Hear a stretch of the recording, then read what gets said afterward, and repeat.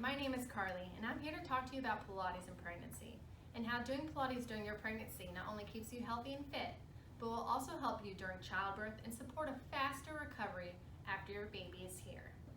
Pilates provides a full body workout that is gentle and efficient, and most pregnant women can take classes right up to their delivery. Now, before starting a Pilates workout, you should obtain clearance from your physician.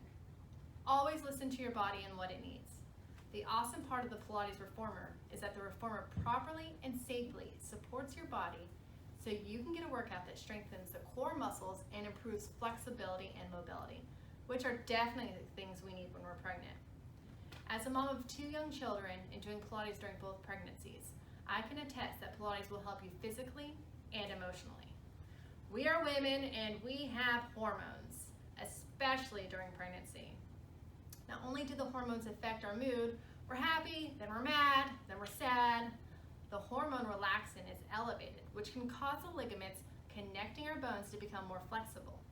Flexibility sounds good, but can cause lower and back pain and pelvic pain. So how do you stop the pain? Pilates! One of the main principles of Pilates is the core. All of the supporting muscles that help protect the spine, pelvis, and the rest of the bones and joints of the body. So strengthening your abdominal muscles will help strengthen your back and your pelvic floor muscles. Back muscles are very important when your weight distribution, and your posture changes during each trimester. You will feel strong and confident, thus happier, knowing your body is getting ready for the growing baby inside of you and for labor. Speaking of the pelvic floor, have you ever heard of peasing or mommy bladder? They are talking about incontinence. Strengthening your pelvic floor during pregnancy and postnatal is vital to keeping your core strong. So what's the pelvic floor? They are the muscles and tissues that support the bladder, uterus, womb, bowel, and urine tube. And as we start to gain weight during pregnancy, combined with those hormonal changes, the pelvic floor muscles weaken. Pilates movements and exercises strengthen the pelvic floor muscles, which means you can jump on the trampoline with your kids without wearing an adult diaper.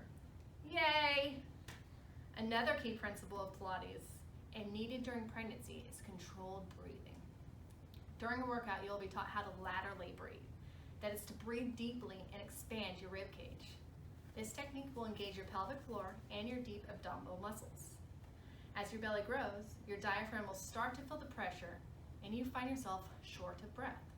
So by focusing on breathing into the sides of the ribs, you'll be supporting your diaphragm, increasing the oxygen requirements that your body needs. Pilates exercises make sure that you focus on getting the right muscles strengthened and help build an understanding of how to move as your body grows.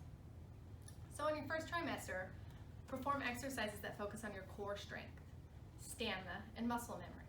These will strengthen your entire core to support your internal corset, which will provide strength and resilience to your body as your belly enlarges. On your second trimester, perform exercises that will focus on your posture, your core stability, and balance to help keep your spine properly aligned.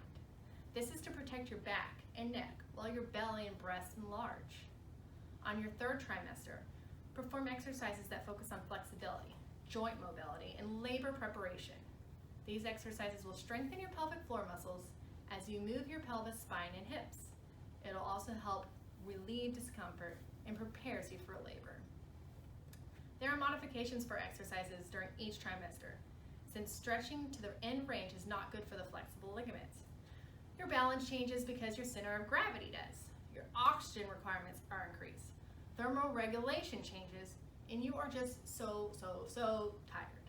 So again, listen to your body and to your Pilates instructor to effectively strengthen and support your body through all the phases of pregnancy.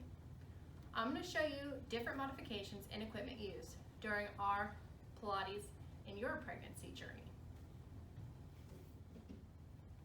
Obviously, we're not laying prone on our bellies anymore because the uterus grows to make room for the fetus. A great modification for this is quadruped position and sitting on the carriage, the long box, or a mat. So you can do chest expansion and unilateral arm exercises seated or in quadruped. So I'm going to show you chest expansion on the long box with feet on the headrest. So your feet are on the headrest, sit in the center of carriage. Your legs can go out wider in case your belly is getting bigger. So you have the flexibility and availability to move your legs. I'm going to grab my straps, pull it back and forward. So I'm getting the workout that I would get on my stomach, except I'm sitting on the long box, protecting my large belly and getting a great workout. So this is a great option for getting in those exercises that you need, that you normally would be laying on your belly.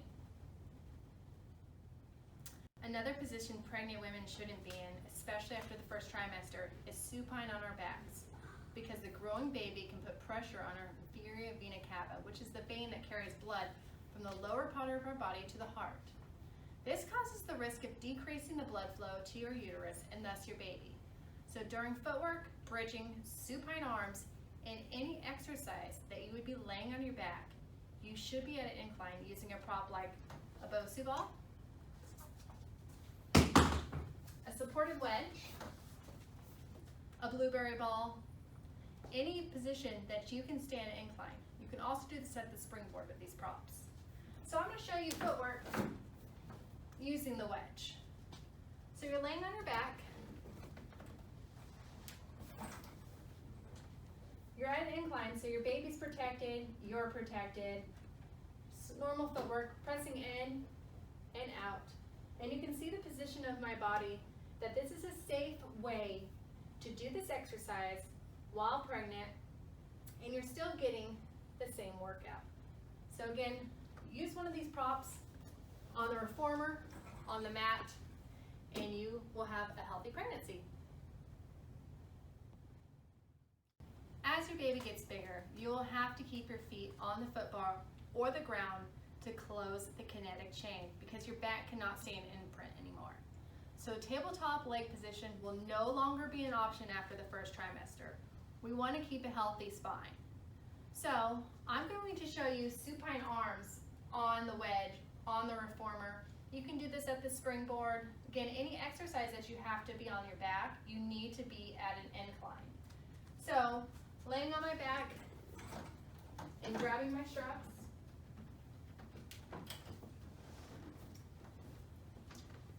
My feet are on the foot bar. They stay on the foot bar. We're so used to this exercise when we're not pregnant and lifting them up into tabletop. That is not an option for this exercise.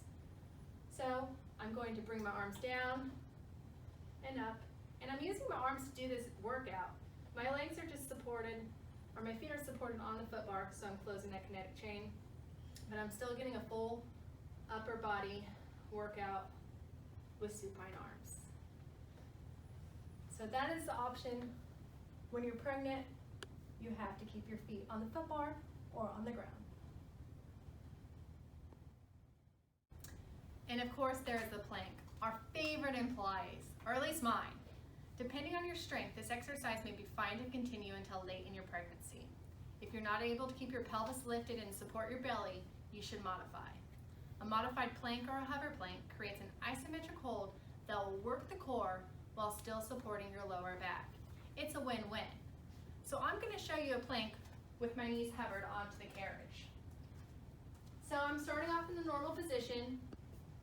You could start, just stay in this position and have a hold as your plank, or tuck your toes onto the gray grip. Do not push the carriage out. You're just going to lift your knees and you're hovering. So you're keeping a closed chain and you're still getting that plank workout, but it's a supported plank. And you're still getting an awesome workout. So that's an option for one of your planks. So you should be able to do planks during your pregnancy. Isn't Pilates great for the pregnant body and future mom? I hope you learned what Pilates can do for your growing baby and changing body, and how it will help during pregnancy, labor, and postnatal. Enjoy this time. It goes by so fast.